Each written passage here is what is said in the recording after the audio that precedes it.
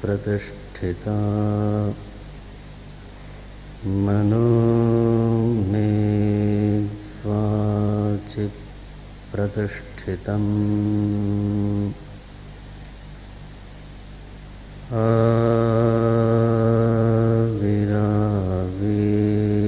आविराविर्मयेधि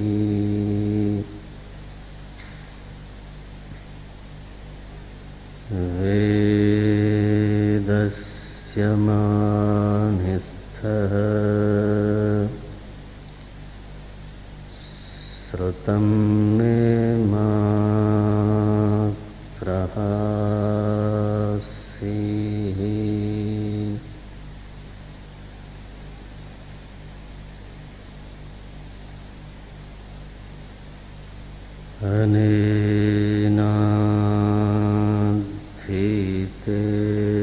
अनेनाधीतेन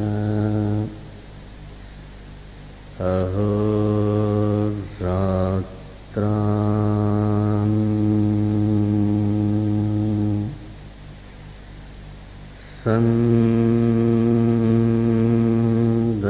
सन्दधामि श्रुतं वदिष्यामि सत्यं वदिष्यामि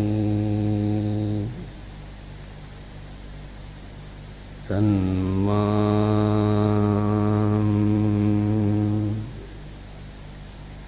अवतु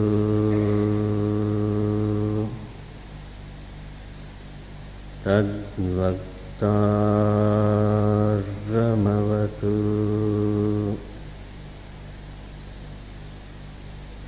अवतु माम्।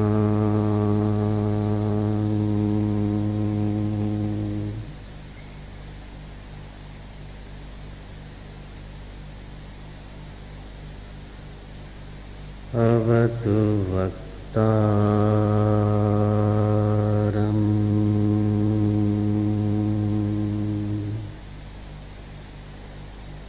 अवतु वक्तारम्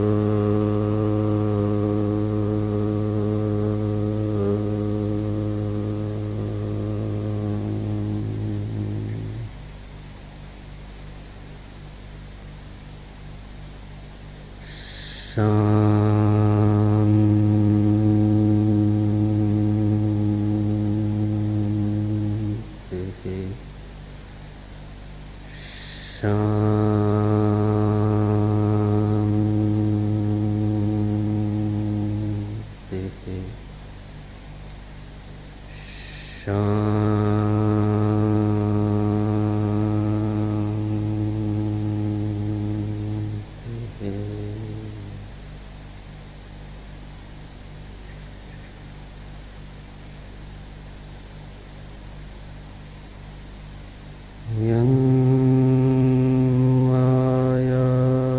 मायावशवर्ति विश्वमखिलम्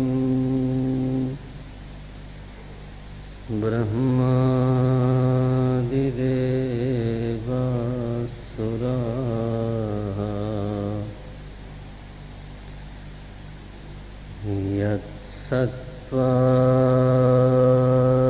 यत्सत्त्वादमृषैव भाति सकलम् रज्जौ यथा हेर्भ्रमः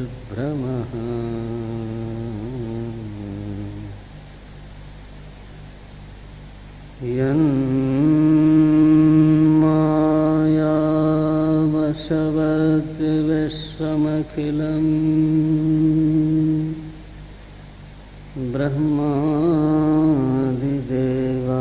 ब्रह्मादिदेवासुराः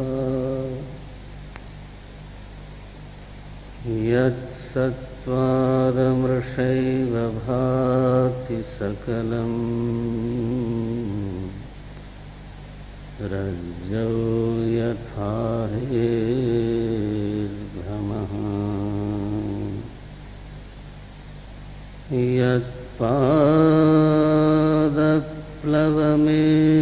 यत्पादप्लवमेकमेव हि भवाम्भोधेः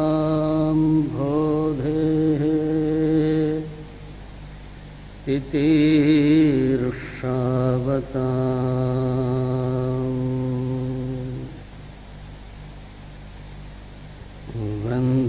वन्देऽहम्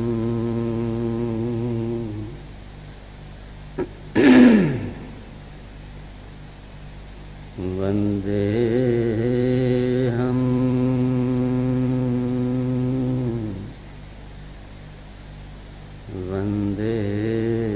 वन्देऽहम्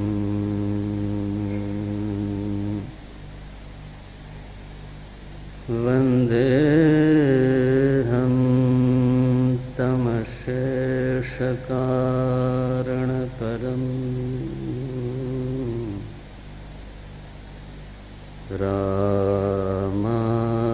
रामाख्यमीशं हरिम्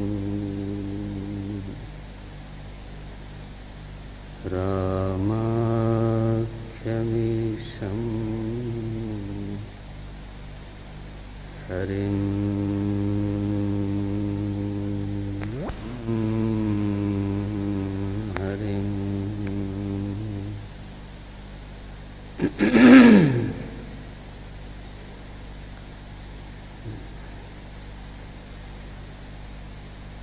श्री राम जय जय राम।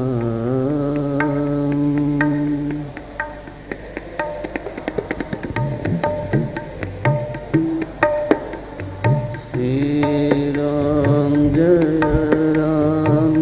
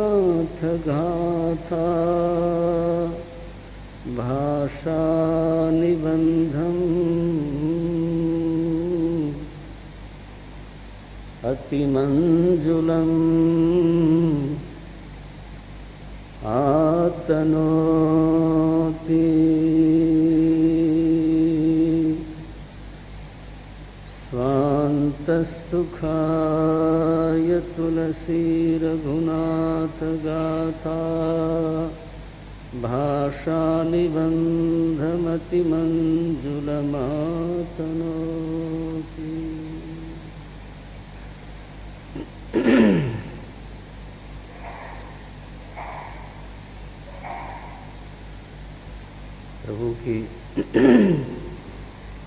अत्यंत कृपा है कि आज हम लोगों को श्री रामचरितमानस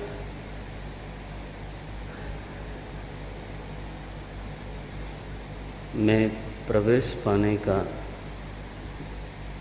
एक अवसर उन्होंने दिया और हमारा पूरा प्रयास होना चाहिए कि हमको ये प्रवेश प्राप्त हो जाए।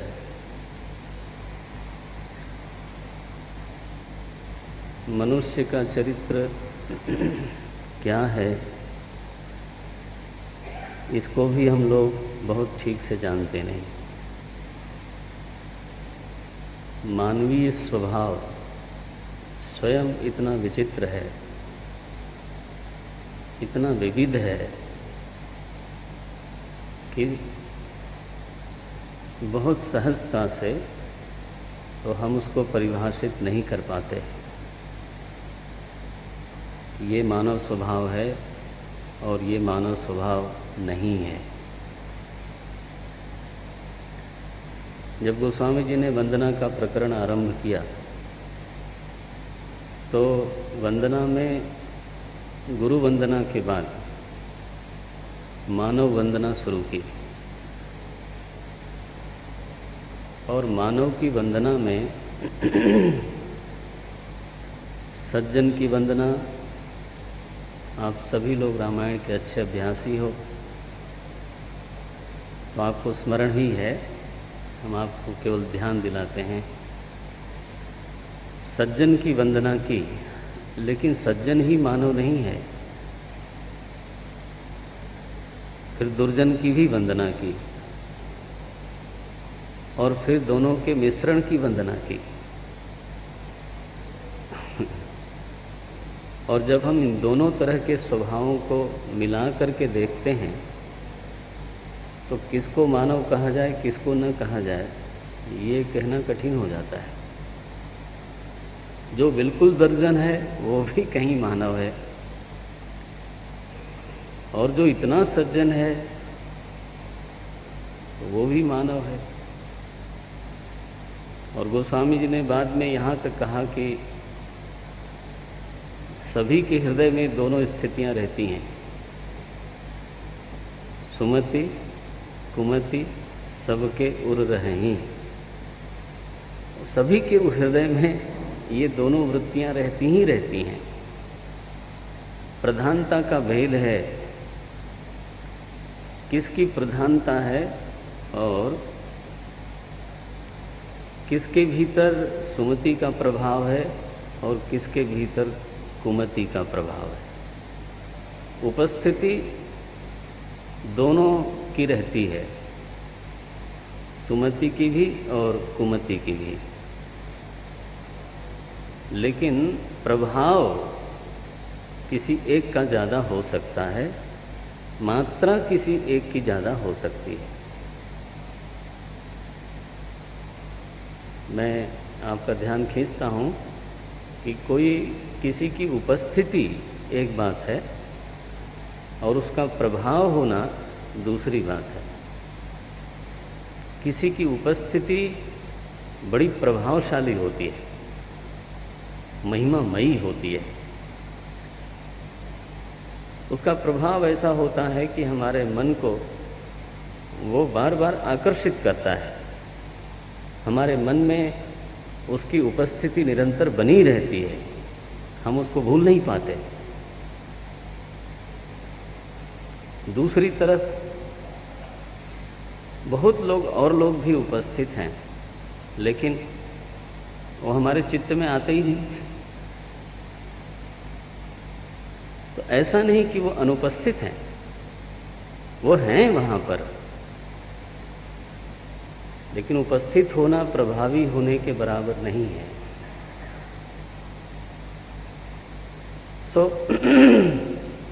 सुमति भी उपस्थित है और कुमति भी उपस्थित है। प्रभावी कौन है?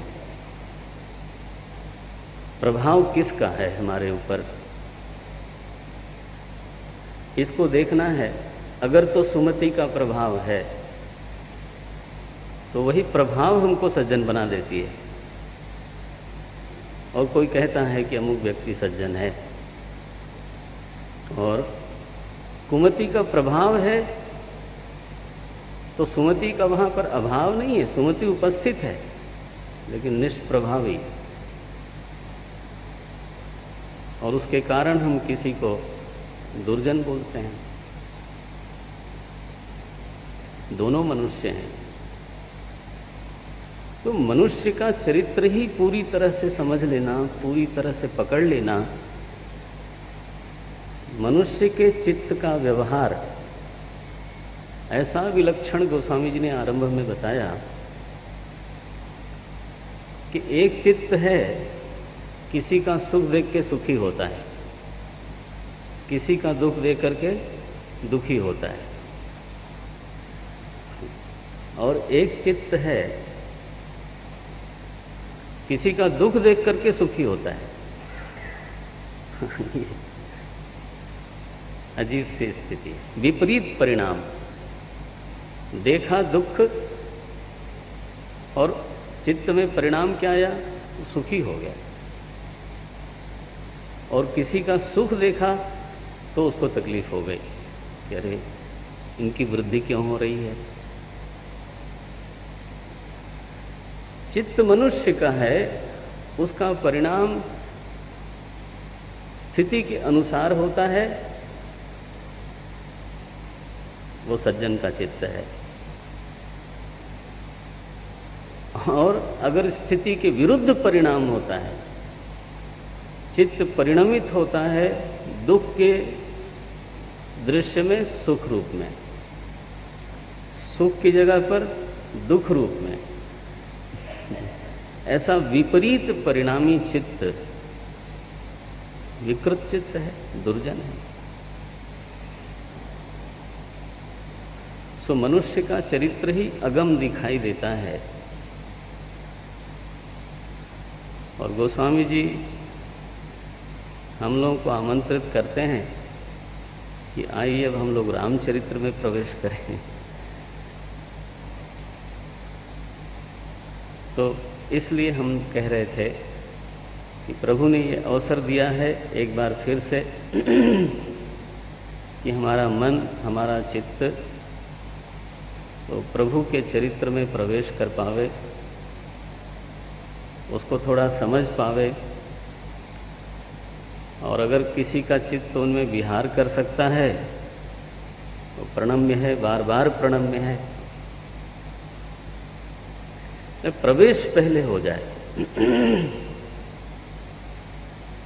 रामचरित के ऊपर लेखनी चलाने के पहले गोस्वामी जी का मन हिचकता हुआ दिखाई देता है। बार बार ऐसा लगता है कि कहीं वो ऐसा कुछ अनुभव करते हैं कि मेरी सामर्थ्य नहीं है। और बार बार भगवान का स्वभाव जब स्मरण करते हैं तो उनको उत्साह मिलता है।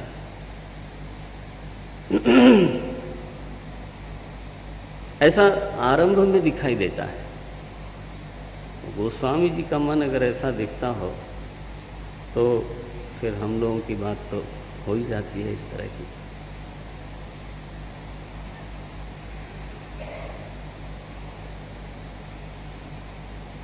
हमारे विनय ने आरंभ में कहा कि इस रामचरितमानस की जो विषय वस्तु है वो है एहिमः आदि मध्य अवसाना प्रभु प्रतिपाद्य राम भगवाना। जहिमा है कि एहिमा है? तो anyway, प्रभु प्रतिपाद्य राम भगवाना ग्रंथ में, इस रामचरितमानस में आदि में, मध्य में, अवसान में जो प्रतिपाद्य है, जिसका प्रतिपादन हुआ है, वो प्रभु राम है। असल में वेद का प्रतिपादन यही है। हम लोगों का जो मूल ग्रंथ है वो वेद है, और वेद का जो मूल विषय है वो प्रभु हैं। तत्व समन्वयात वेद के सारे वाक्यों का अंतिम तात्पर्य, अंतिम प्रतिपाद्य अगर कोई है तो वो है प्रभु, जिसको अनेक नामों से बोला गया। ब्रह्म शब्द बोलते हैं। बृहत्वात् ब्रह्म, जो वस्तु त्रिविध परिच्छेद शून्य है उसका नाम ब्रह्म है। वही प्रभु हो सकता है। प्रभु माने प्रभवनशील है, जिसके प्रभाव को कहीं भी कोई प्रतिहत न कर सके, उसको बोलते हैं प्रभु। तो ब्रह्म वेद का प्रतिपाद्य है। उसको हमारे महाराज जी कभी ऐसे विनोद में बोलते थे कि जब ब्रह्म को लगा कि हमारा परिचय लोगों को बड़ा दुर्गम दिखाई देता है, तो उसने अवतार धारण किया और सबके सामने एक चरित्र किया। वेद वेद्यो परो परे पुंसी, वेद वेद्ये परे पुंसी जाते दशरथात्मजे। वेद से जाना जाने वाला जो परम पुरुष है, जब वो भगवान राम के रूप में जात हुआ, जन्म गया, तो वेद वेद्य ने अवतार लिया। तो कहते हैं कि फिर रामायण ने भी अवतार लिया। वेद ने अवतार लिया किस रूप में? रामायण के रूप में। वेद प्राचेतसात्, प्राचेतस माने होता है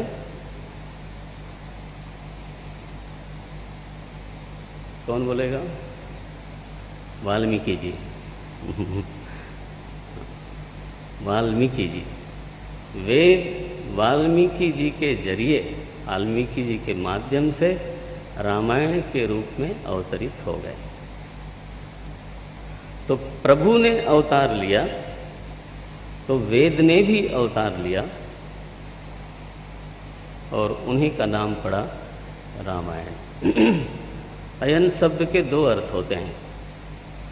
अयन माने मार्ग भी होता है और अयन माने घर भी होता है। देखो, जैसे आप पढ़ते हैं उत्तरायण, दक्षिणायन, तो रामायण क्या हुआ फिर?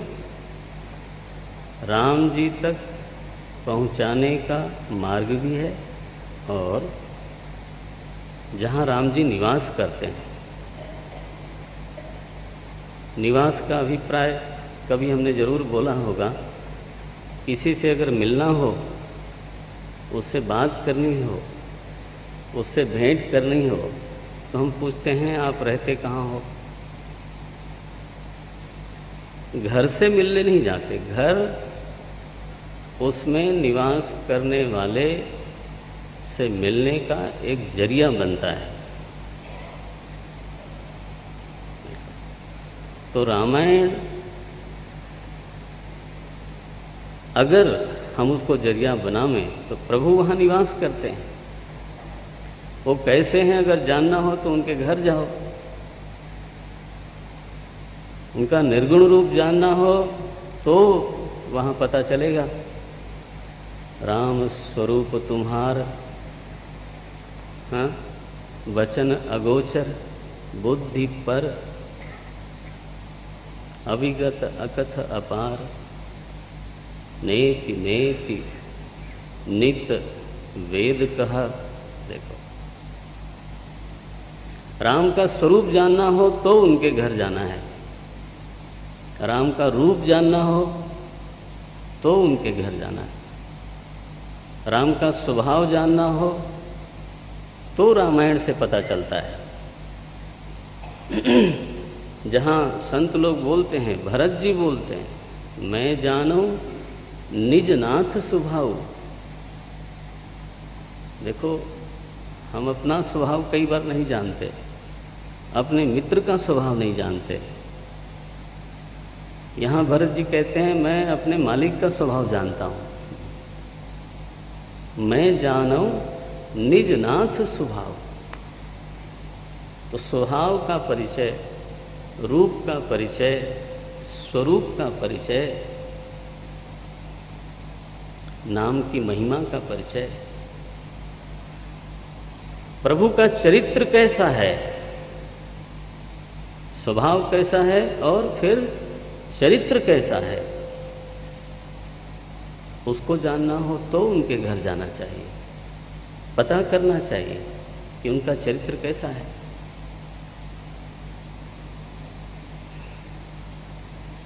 जब गंगा जी का पहली बार दर्शन हुआ वनवास के समय, तो उतरे राम, रथ पर भगवान चढ़ करके गंगा जी का दर्शन नहीं करते, ये उनका चरित्र है। जो श्रद्धेय है वहां श्रद्धा को व्यक्त होना चाहिए, वहां श्रद्धा क्रिया रूप में अभिव्यक्त होनी चाहिए। राम रथ पर से उतर गए और गंगा जी की बालुका में दर्शन करते हुए साष्टांग प्रणाम करते हैं। तो भगवान ने गंगा जी को प्रणाम किया तो लक्ष्मण जी ने भी किया। तो यद्यदाचरति श्रेष्ठ, तब जानकी जी ने भी प्रणाम किया। और तब गोस्वामी जी ने वहां टिप्पणी की, करत चरित नर अनुहरत, चरित करत नर अनुहरत, संस्कृति सागर सेतु। ये प्रभु का चरित्र है, इसलिए कि लोग उसका अनुसरण करें। अनुसरण करने से क्या होगा? बोले ये चरित्र मात्र नहीं है, ये सेतु है। वो प्रसंग आएगा तो हम लोग देखेंगे। सो चरित्र का परिचय प्रामाणिक रूप से जो उनका परिचय है वो उनके घर जाके ही पता चलता है, रामायण में पता चलता है। किसी नॉवेल में राम जी के चरित्र का प्रमाण नहीं मिल सकता। श्री कृष्ण क्या थे, उनका स्वभाव क्या था, उनका स्वरूप क्या था, उनका चरित्र क्या था, उनका नाम और उसका प्रभाव क्या था, इसके लिए जो प्रमाण ग्रंथ है वो भागवत है। कोई नावल नहीं हो सकता, कोई एक आर्टिकल नहीं हो सकता, कोई प्रमाण होना चाहिए ना। सो रामचरितमानस की स्थिति यही है। एक तरफ वो राम जी तक पहुंचने का मार्ग है, दूसरी तरफ उनको जानने का, समझने का, उनसे मिलने का। राम जी कैसा बोलते हैं, अगर ये सुनना हो तो उनके घर जाके चुपके सुनना चाहिए। जब वो लक्ष्मण जी से बात करते हैं तब पीछे बैठ के हमको भी सुनना चाहिए, क्यों माया के बारे में क्या बोलते हैं, तो वो ब्रह्म के बारे में क्या बोलते हैं, तो वो जीव के बारे में क्या बोलते हैं। भगवान को सुनना हो तो वहां जाके चुपके से बैठना चाहिए। माया ईस न आप कहूं, जान कहिए सो जीव। बस जीव अज्ञान के कारण जीव है, ऐसा भगवान ने कहा लक्ष्मण जी को। न जान कहिए सो जीव, माने अज्ञानोपाधिक चेतन, उसी का नाम जीव है, ऐसा प्रभु बोलते हैं।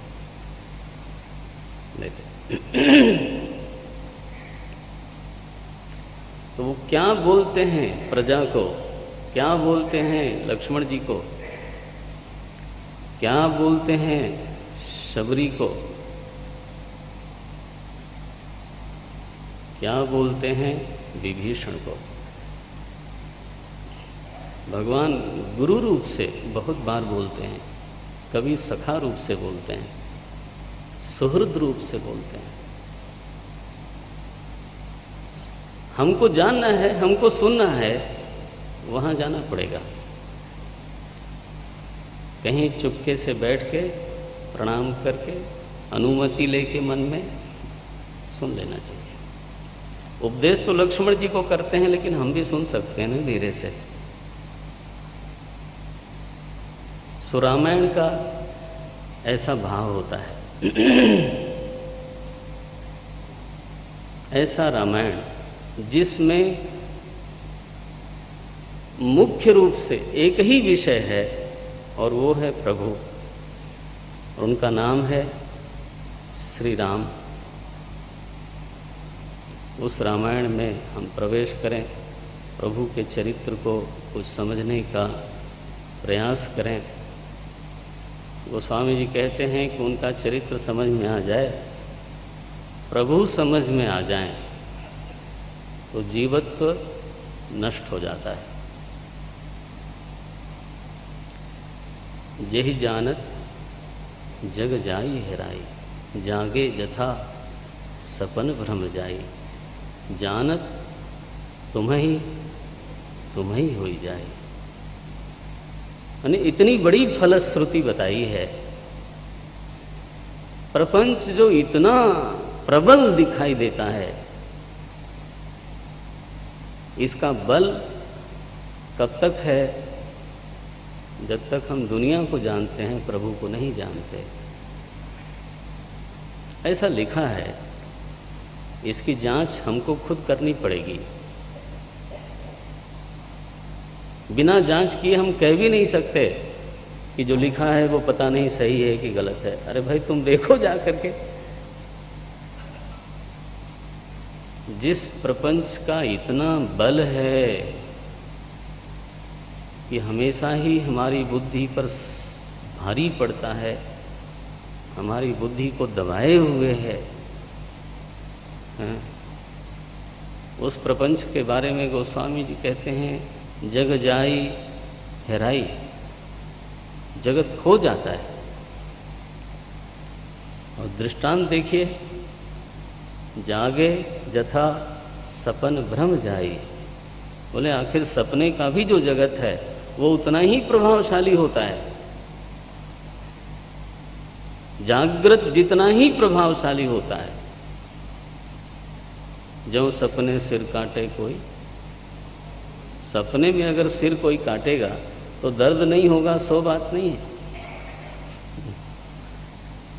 वहां भी खून ही बहने वाला है।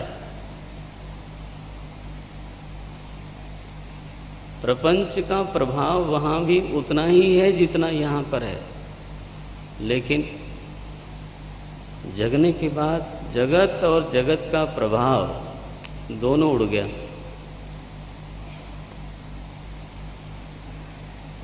जीव का क्या हुआ? बोले जीव जो स्वप्न में था अब जग गया। जगत तो खो गया, लेकिन जगत को देखने वाला वो नहीं खोता। गुरुदेव की अपनी भाषा में गुरुदेव बोलते थे, the dreamer himself will become the waker.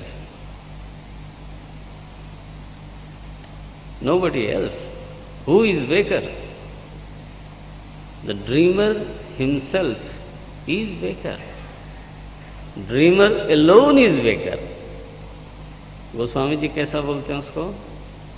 जानत तुम्हें ही हो जाएगी।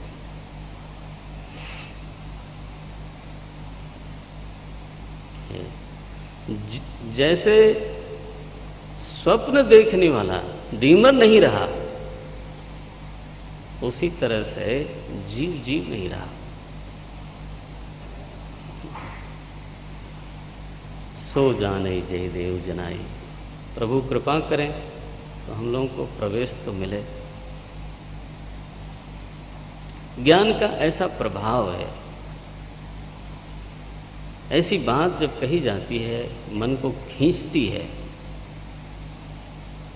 कि प्रपंच का प्रभाव जो हमारी बुद्धि मान रही है और माननेगी आगे तक, जब तक काम हो न जाए। संत लोग ऐसा बोलते हैं, शास्त्र ऐसा बोलते हैं कि इसमें प्रभाव अपना अपना खुद का नहीं है, प्रभु को नहीं जानने से ये प्रभावशाली है। झूठ है वो सत्य जाहि बिनु जाने। देखो, अब हम पहले उसको सत्य, पहले उसको प्रभाव युक्त दृढ़ता से मान लेते हैं और फिर उसके प्रभाव को कम करने की कोशिश करते हैं। जब आपने खुद माना तो आपके कम करने से किधर कम होगा वो?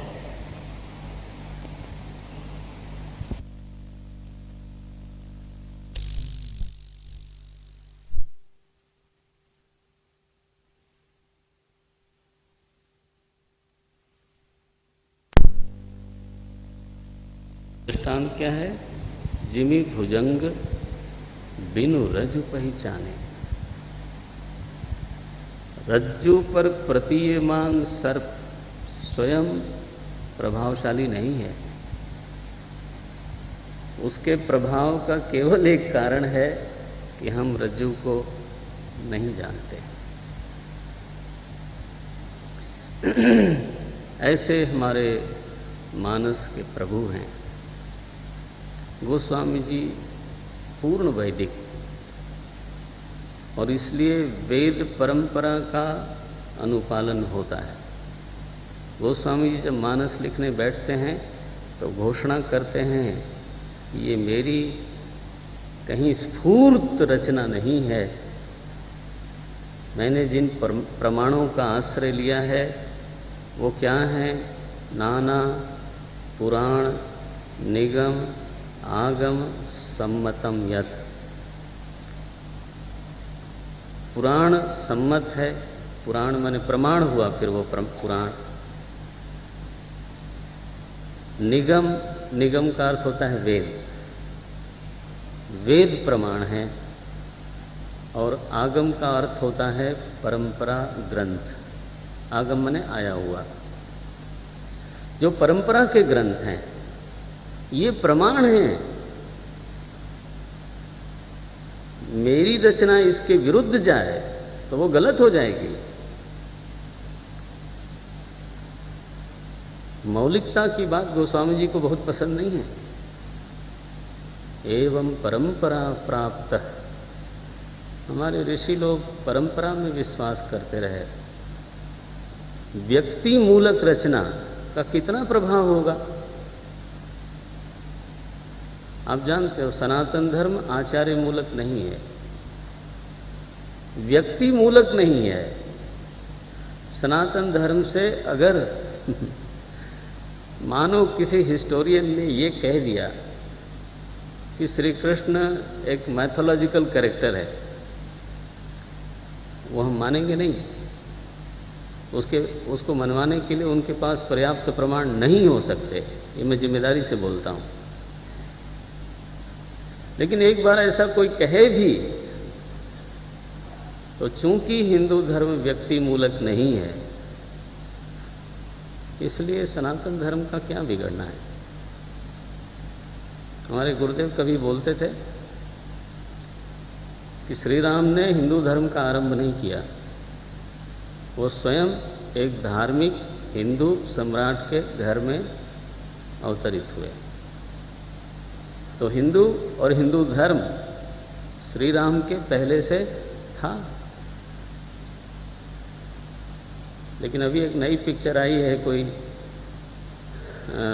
क्राइस्ट के ऊपर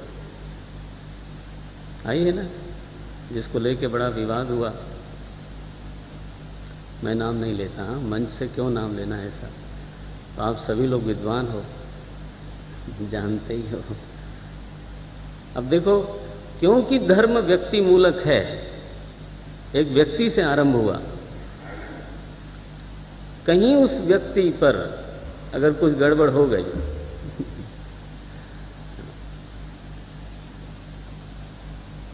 देखो, अगर तो धर्म आचार्य मूलक है और आचार्य असिद्ध हो जाए तो धर्म ही असिद्ध हो गया। ना ना ना। तो गोस्वामी जी की परंपरा देखो आप, नाना पुराण निगमागम सम्मतम यत् रामायणे निगदितम।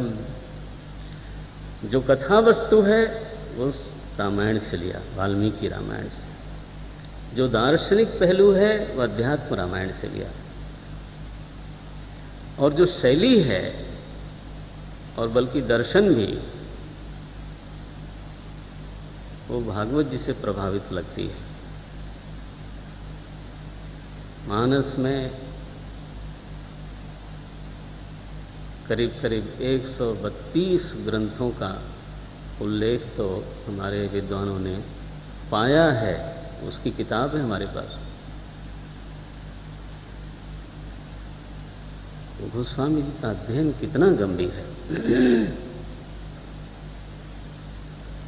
सो नाना पुराण निगमागम सम्मतम यत् रामायणे निगदितम क्वचित अन्यतोपि। इन ग्रंथों के अलावा और भी जो सनातन धर्म को स्वीकार्य ग्रंथ हैं उनसे भी लिया गया। गोस्वामी जी से किसी ने पूछा कि ये ठीक है, पुराण सम्मत वेद सम्मत ग्रंथ है, इसका प्रयोजन क्या है? रामायण का आपकी दृष्टि में प्रयोजन क्या है? क्योंकि संस्कृत में कहावत है, प्रयोजनम अनुद्दिश्य न मंदोपि प्रवर्तते, मंदः अपि पुरुषः न प्रवर्तते। मंद से मंद व्यक्ति भी प्रवृत्त नहीं होता अगर उसके सामने प्रयोजन न हो। प्रयोजन क्या है? क्या बोलते हैं? स्वांत सुखाय तुलसी रघुनाथ गाथा भाषा निबंधम। अंतः सुख के प्राकट्य के लिए, अंतः सुख की सिद्धि के लिए तुलसी ने इस अति मंजुल रघुनाथ गाथा का भाषा में निबंधन किया। तो इस प्रयोजन पर हमारी दृष्टि होनी चाहिए। मानस में 3 मुख्य प्रयोजन बताए गोस्वामी जी ने अपने मुंह से। एक, स्वांत सुखाय। दूसरा, जब गुरु परंपरा का उल्लेख किया और फिर बोलते हैं, भाषा बद्ध करब में सोई, मोरे मन प्रबोध जेहि होई। मैं भाषाबद्ध करने जा रहा हूं, क्यों? कि मेरे मन में प्रबोध हो, मेरे मन में प्रभु के बारे में, प्रभु के रूप के बारे में, स्वरूप के बारे में, स्वभाव के बारे में, चरित्र के बारे में मुझे बोध हो। केवल बोध नहीं बल्कि प्रबोध हो। उसके लिए मैं मानस को भाषा में लिखने जा रहा हूं। तो 2 प्रयोजन हो गए, अंतः सुख की सिद्धि के लिए, दूसरा प्रबोध की सिद्धि के लिए, और तीसरा एक प्रयोजन उन्होंने कहा बड़ा ही सुंदर, निज गिरा पावन करन कारण, राम जस तुलसी कही। तुलसी ने प्रभु का यशोगान किया। किस लिए किया?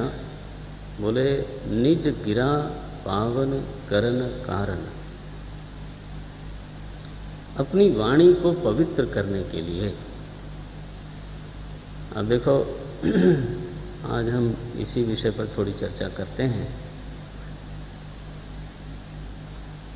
वाणी को पवित्र करना माने क्या? उसको व्याकरण की दृष्टि से अत्यंत शुद्ध कर देना, ये वाणी की पवित्रता है। कि वाक्य में कोई दोष न रहे, व्याकरण की दृष्टि से वाणी निर्दोष हो, सो नहीं। अन्यथा तो गोस्वामी जी का मानस ही अगर कोई व्याकरण की कसौटी पे कसे तो, मीरा जी की वाणी अगर कोई व्याकरण की कसौटी पर कसे, कबीर की वाणी नहीं। वाक शुद्धि, वाणी की शुद्धि का मतलब क्या हुआ? हृदय की शुद्धि। वाणी में अगर उद्वेग है तो इसका मतलब है कि हृदय में उद्वेग है। हृदय में उद्वेग हुए बिना वाणी में वो आ नहीं सकता। और अगर किसी के चित्त में शांति है तो वाणी में उसको आना ही है। अगर किसी की बुद्धि में तेजस्विता है, विचार प्रवणता है, तो वाणी में वो तेज आएगा ही आएगा। वाणी में मोहांधकार को नष्ट करने वाला प्रकाश दिखाई देता है। शिवजी महाराज ने कहा कि अब मेरी वाणी को सुनो, जो सूर्य की किरणों की तरह अंधकार को दूर करती है। ये बात कही।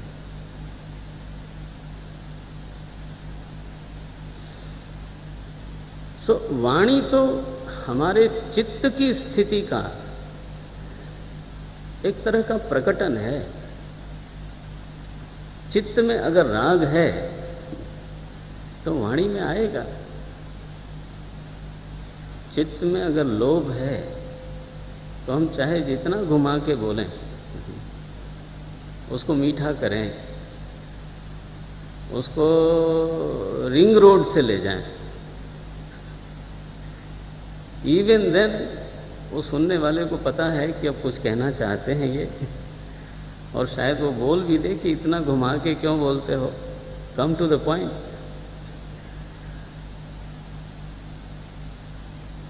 वाणी में स्वयं कोई लोभ नहीं होता, स्वयं कोई राग नहीं है, स्वयं कोई द्वेष नहीं है। ना ना ना। तो वाक शुद्धि, वाणी की निर्मलता का अर्थ क्या हुआ? हृदय की निर्मलता। हृदय में प्रेम है, हृदय में करुणा है, हृदय में क्षमा है, हृदय में दया है, हृदय में औदार्य है, तो वाणी में औदार्य है। हृदय में विनम्रता है तो वाणी में विनय है। गोस्वामी जी कहते हैं, हमारी जब वाणी बहुत ज़्यादा दुनिया की बातें करती है तो वो धीरे धीरे कलुषित होती है, व्यर्थ चर्चा होती है, और उसमें धीरे से कहीं राग भी उत्पन्न होगा, कहीं द्वेष उत्पन्न होगा, कहीं हृदय जलेगा, कभी कहीं हृदय में राग प्रेरित होगा। हम लोग चैनल्स पे ना कभी न्यूज़ सुनते हैं तो निरंतर प्रभाव पड़ता है।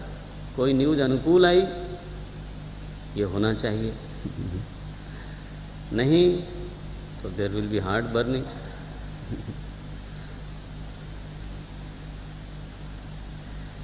बहुत दुनियावी चर्चा में वाणी को सराबोर करने से वाणी कलुषित होती है। गोस्वामी जी का अनुभव है, और मैं समझता हूं कि हम लोगों को भी ऐसा ही लगता है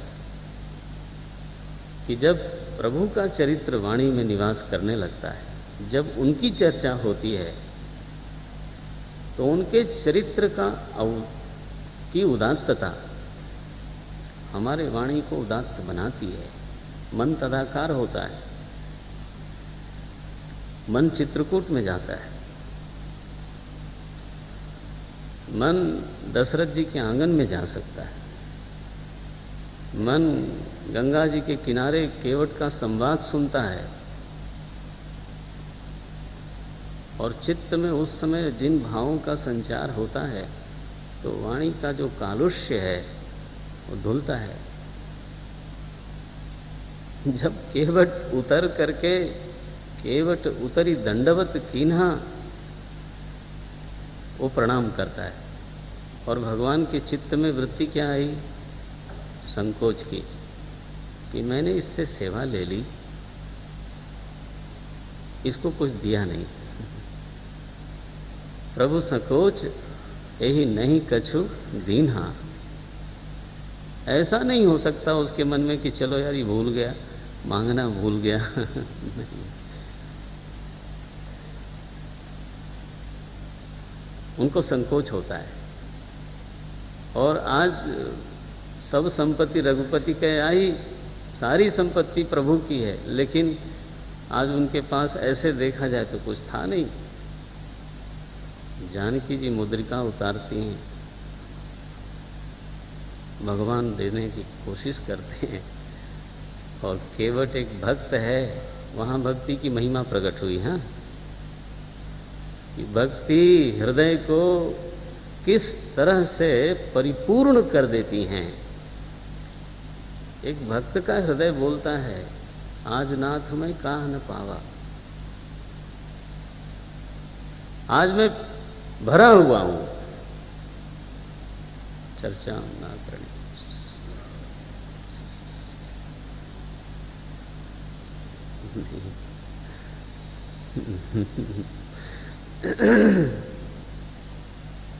आज नाथ मैं काह न पावा,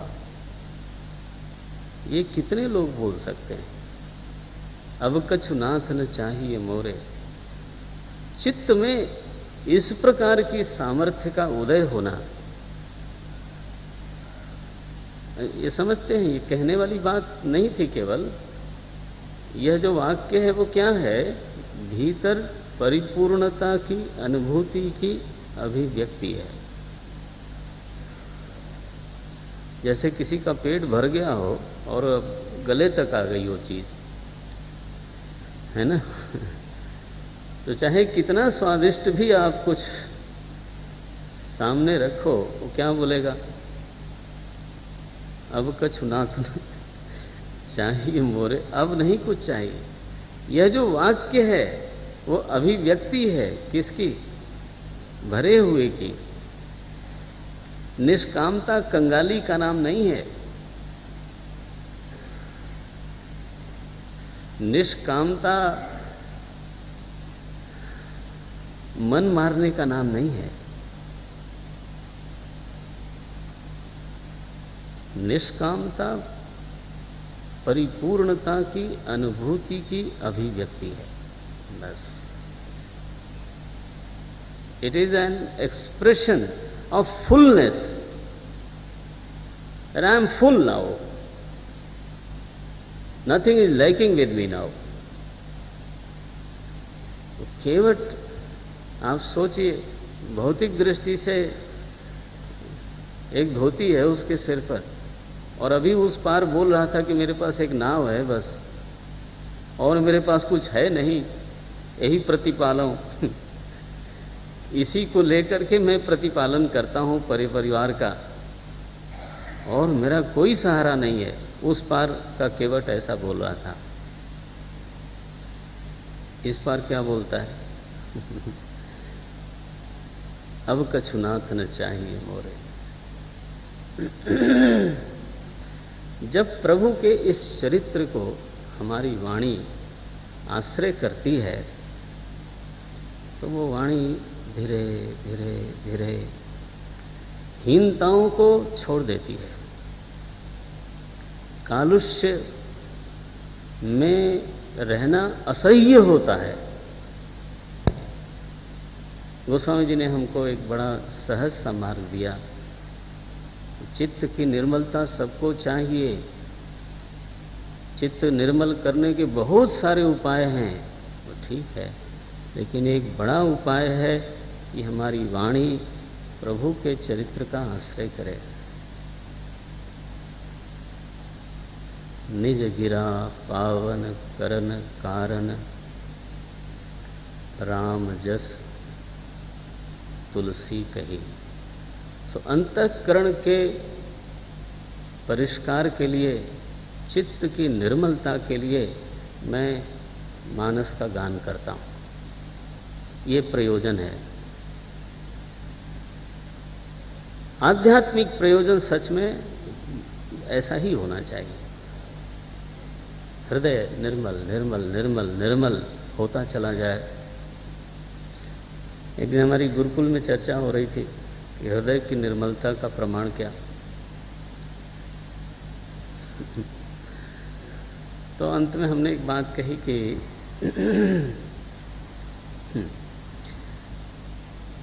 हमने कहा कि भाई किसी को साफ रहने का एक बार अभ्यास पड़ जाए तो उसका प्रमाण क्या है कि उसको गंदगी बर्दाश्त नहीं होती। अगर वो ट्रेन से भी आया हो थक थका करके और उसके कमरे में कहीं गंदगी दिखी हो और कोई साफ करने वाला दिखता ना हो तो बेचारा थका होगा, लेकिन फिर भी वो पहला काम सफाई का करेगा। सफाई के अभ्यास का मतलब है वस्त्र में कहीं भी मलिनता आ गई, मन उसको रिजेक्ट करता है।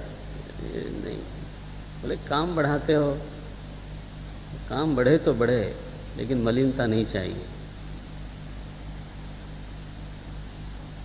सफाई का मन को अभ्यास हो गया, इसका अभिप्राय है कि मलिनता उससे सहन नहीं होती।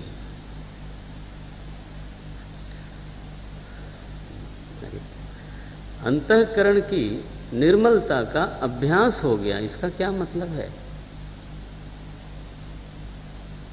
इसका मतलब है कि अंतःकरण में एक कोई मलिन वृत्ति आई नहीं कि मन विह्वल हो जाए। सोचिए गोस्वामी जी कितने निर्मल होंगे। कोई कभी विकार का एक आध विचार कभी आता होगा पता नहीं, और वो बोलते हैं मैं पतित। गोस्वामी जी अगर अपने को पतित कहें तो हम लोगों की स्थिति फिर कैसी बनेगी भगवान जाने।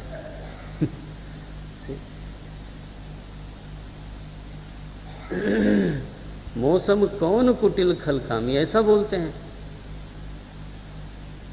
हमें तो ऐसा ही भाव जगता है कि जो बहुत ही साफ कपड़ा पहनने का अभ्यास पड़ जाए गलती से, तो लोग 2 घंटे 3 घंटे बाद अगर कहीं बाहर से आए घूम घाम के, तो उनका मन कम से कम जरूर कहता है कि यार बदल देना चाहिए। दूसरा आदमी कह सकता है इतना साफ है, लेकिन उनके मन को आप क्या कहोगे? ऐसा कहीं शायद संतों का हृदय होता है कि उनको किंचित मलिनता अखरती है।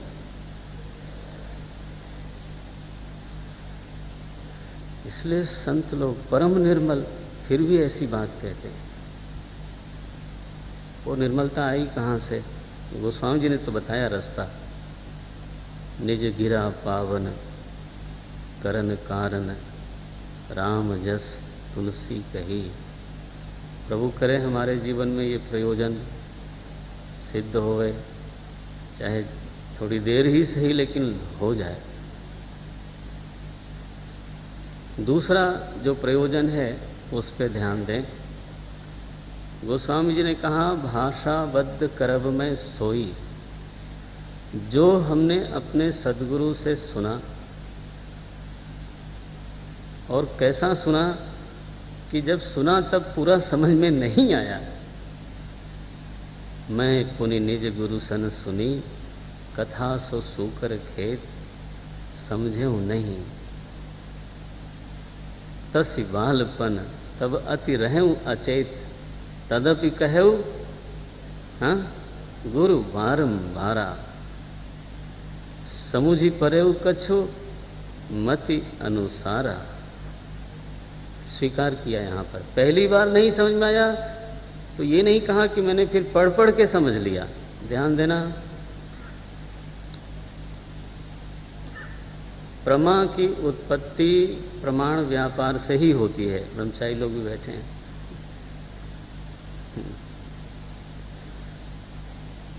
रूपक प्रमा की उत्पत्ति आंख बंद करके नहीं हो सकती। शब्द प्रमा की उत्पत्ति श्रवण के बिना नहीं हो सकती। प्रमा का जनकत्व प्रमाण में होता है। तो सुनने से नहीं हुआ तो क्या करें? बोले फिर सुनिए। उसका कोई सब्स्टिट्यूट हमको मिल जाए या हो सकता है, ये एक भूल है और वो भूल मिट जानी चाहिए। वेदांत में केवल एक आदेश है, आत्मा वारे द्रष्टव्य श्रोतव्यो। गोस्वामी जी कहते हैं तब हमने ठीक से नहीं समझा तो क्या किया? सुना। और हमारे गुरुदेव की करुणा ये थी कि तब भी उन्होंने कहा, तदपि कहेऊ गुरु बारंबारा। और अब स्वीकार करते हैं, समुझी परेऊ। और ध्यान रखना ये विनम्रता है, कछुमति अनुसारा। ये नहीं कह देना कि संशय रह गया, ये कहना थोड़ा गलती हो जाएगी। ज्ञान संशय रहित होना चाहिए। आप ब्रह्मचारी लोग सुना है, पढ़ा है, संदिग्ध ज्ञान को प्रमा नहीं बोलते। अबाधितम अनधिगतम असंदिग्धम स्मृति विलक्षणम प्रमा।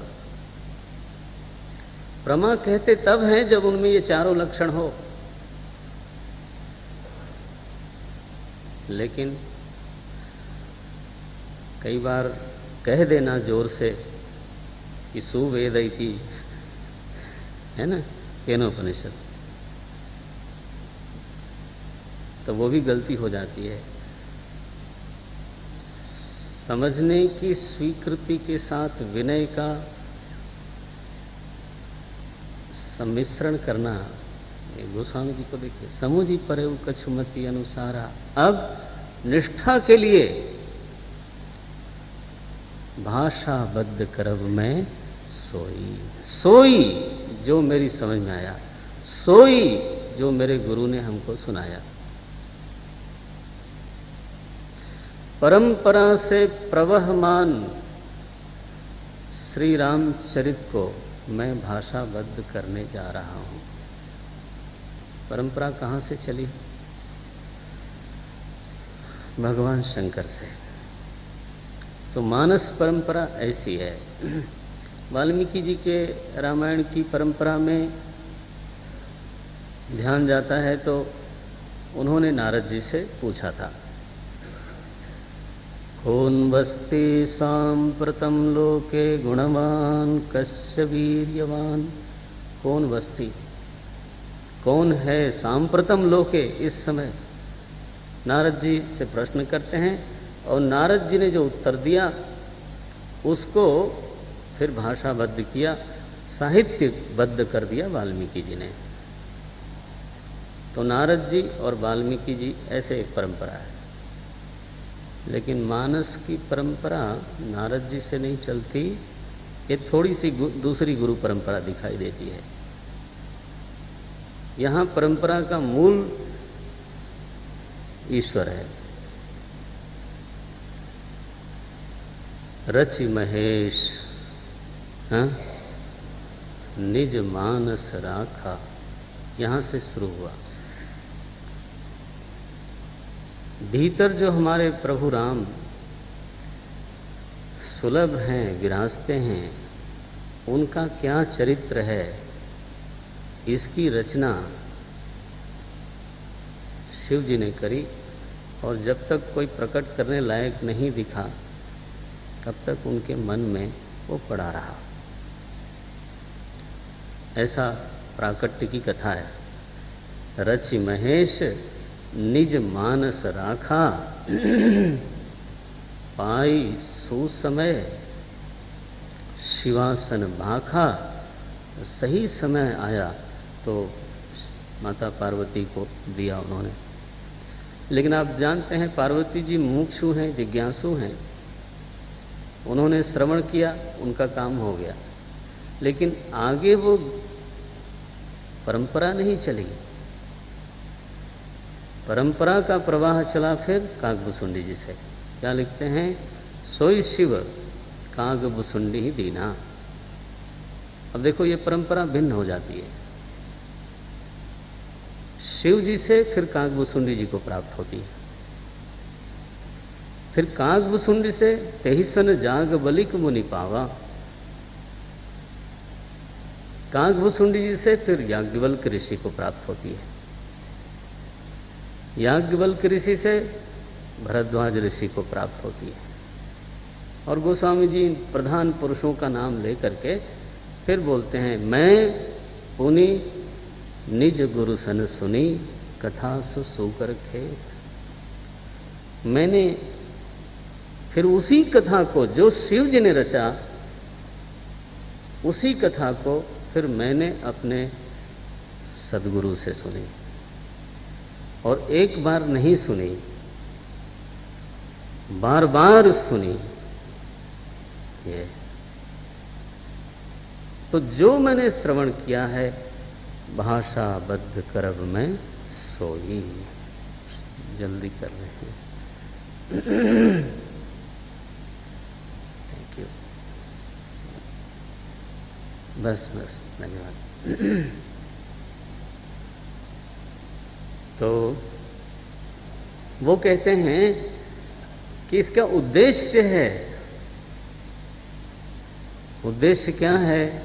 मोरे मन प्रबोध जही होई, मेरे प्रबोध में निष्ठा हो, मेरा बोध प्रबोध में बदल जाए, प्रकृष्ट बोध में बदल जाए, इसके लिए मैं ये रचना आरंभ करता हूं। हृदय की निर्मलता एक प्रयोजन है, बोध को प्रबोध बनाना दूसरा प्रयोजन है, और तीसरा जो बिल्कुल मंगलाचरण में उन्होंने कहा, स्वांत सुखाय तुलसी रघुनाथ गाथा भाषा निबंधम अतिमंजुलम आतनोति।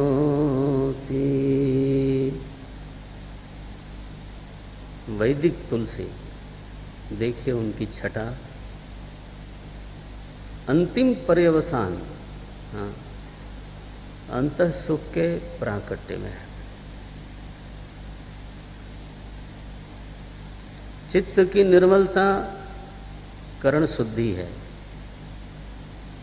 बोध प्रमा है, प्रमा शुद्धि है, अज्ञान निवर्तिका। लेकिन आप ध्यान से देखें तो असल में जीव का प्रयोजन है सुख की प्राप्ति। साधन संपन्न होना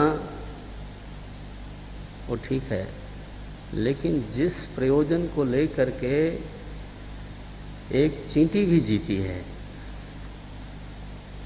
जिस प्रयोजन को लेकर के बच्चा मुंह में अंगूठा डालता है, खिलौनों से खेलता है, पढ़ाई में अच्छे नंबर लाना चाहता है,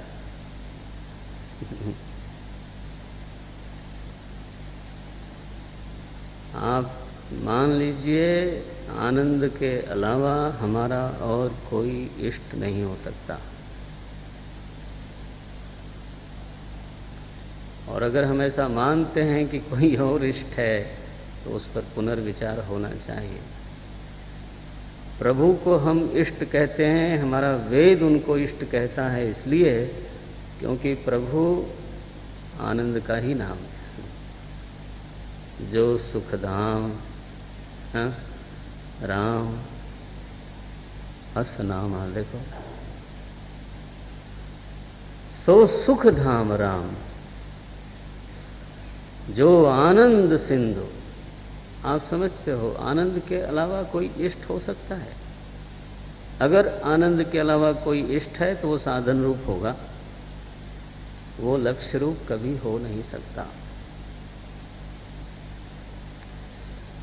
विश्राम कहाँ है? जब आनंद सिद्ध हो जाए।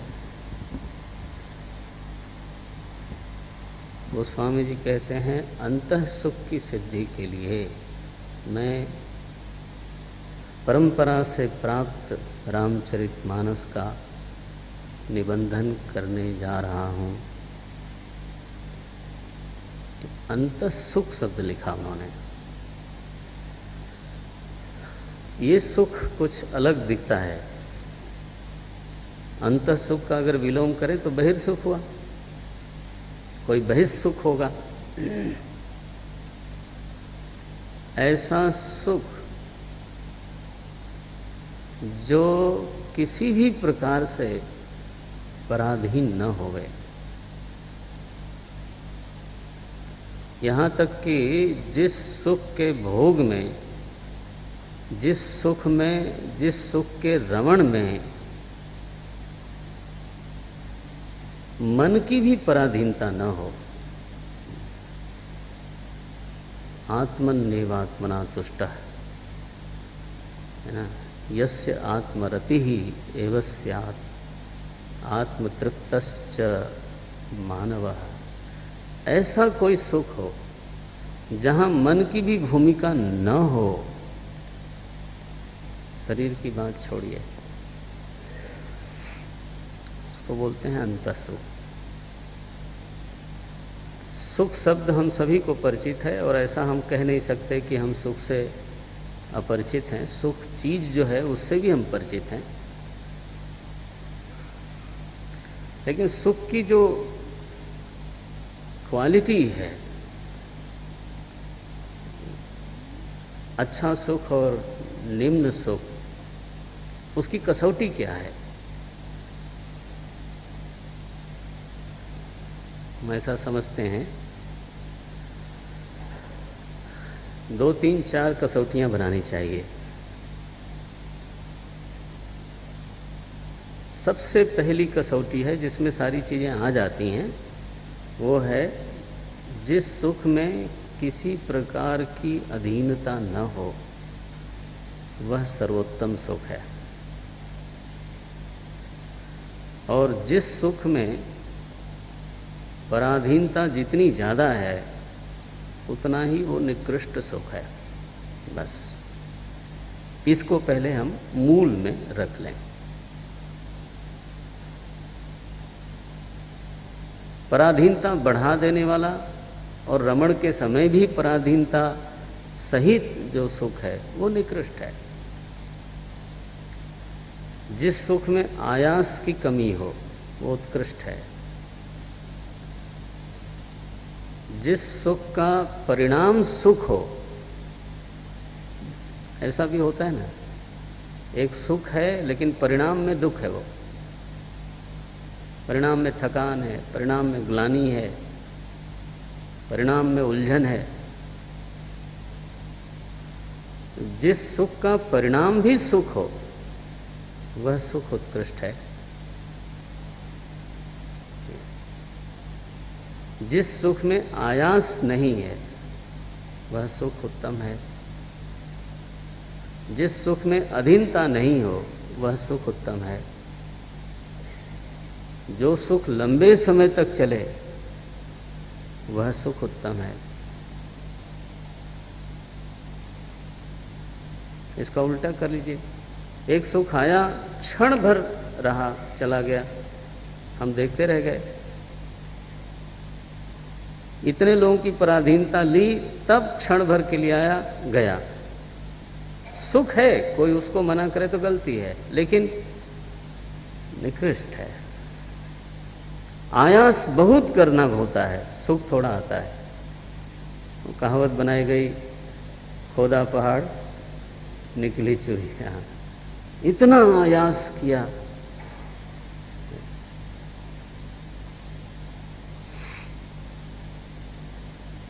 क्षणस्थायी आयास बाहुल्य पराधीन सुख को मलिन कर देता है, निकृष्ट करता है।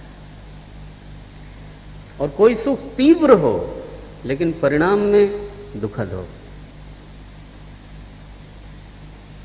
एक कसौटी ये भी है, सुख तीव्र होना चाहिए। तीव्र शब्द का अर्थ क्या करेंगे? ऑब्जर्विंग। ऐसा सुख जो ऑब्जर्व कर ले। जब सुख आवे तो हमारे मन को पूरी तरह से अपने में खींच ले, डुबो ले, तन्मयता हो जाए। एक दिन हम शायद बोल रहे थे इस पर, कोई पिक्चर देखता है व्यक्ति और उसको मजा नहीं आया, इसलिए कि it was not observing, involve नहीं करती थी वो।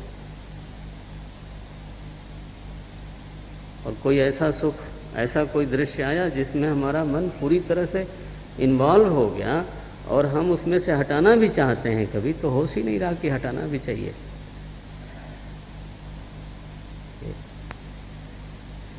स्वाधीनता हो, आयास की न्यूनता हो, स्थायित्व हो, तीव्रता हो, परिणाम में भी सुखद हो। 5 कसौटियां तो बन सकती हैं। स्वाधीनता हो, आयास न्यूनता हो, तीव्रता हो, स्थायित्व हो और परिणाम में भी सुखद हो। मेरे ख्याल से किसी को आपत्ति नहीं हो सकती। सुख हो तो ऐसा ही होना चाहिए। और सुख निकृष्ट हो गया माने क्या?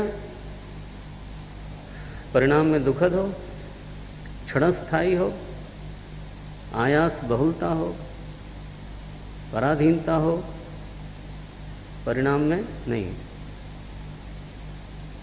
तीव्रता की कमी हो, तीव्रता की कमी हो। तो जब हम अंतः सुख की बात करते हैं, आप जरा सोचिए, घर की चीज है। अंतः सुख माने क्या? आपकी अपनी चीज है, पराधीनता किधर रही? हाँ।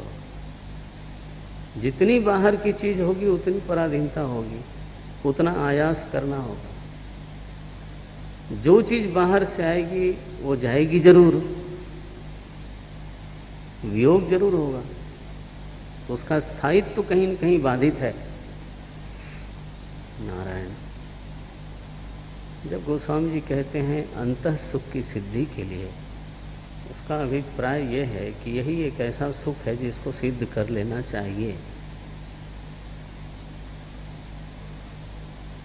जो चीज अपने से भिन्न है उसका वियोग अवश्य होगा। जो चीज पराई है उसको पाने के लिए श्रम, और श्रम करने के बाद भी उसका वियोग अवश्य होगा। गोस्वामी जी को सुख चाहिए, ऐसा नहीं कि नहीं चाहिए, लेकिन फिर कौन सा?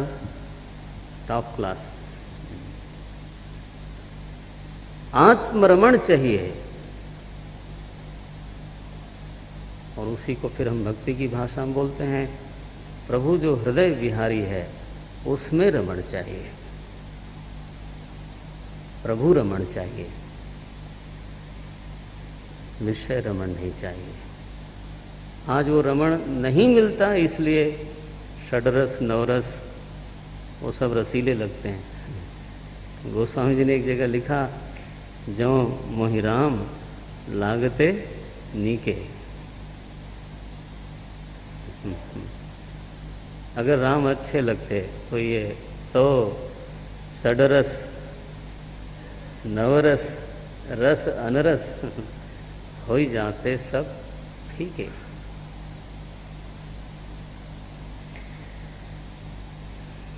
एक मजेदार बात ऐसी भी है, कोई हमें कह रहा था कि गोस्वामी जी ने रामायण लिखा अपने सुख के लिए, तो बनी वो सबके सुख का कारण।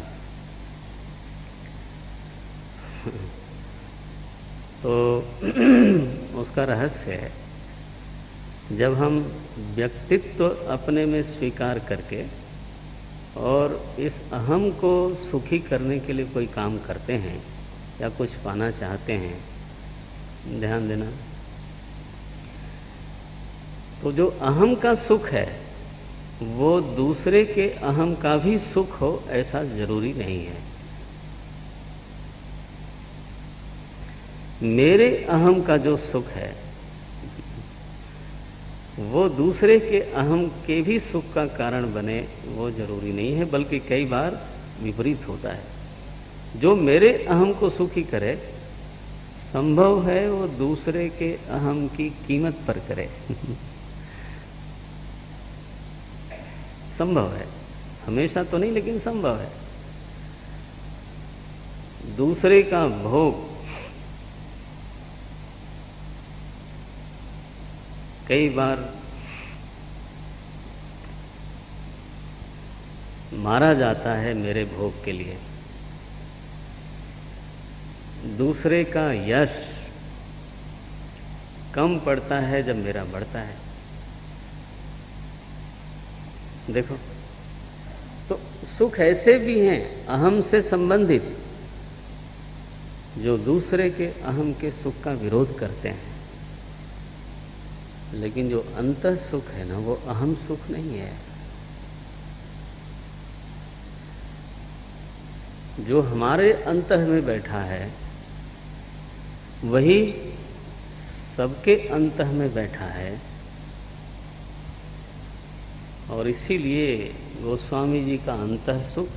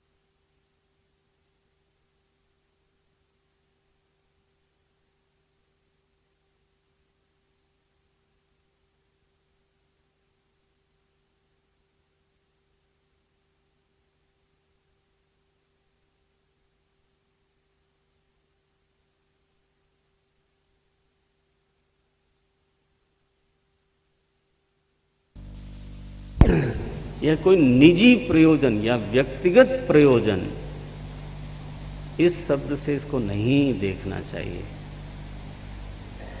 क्योंकि अंतः व्यक्ति धर्म नहीं है।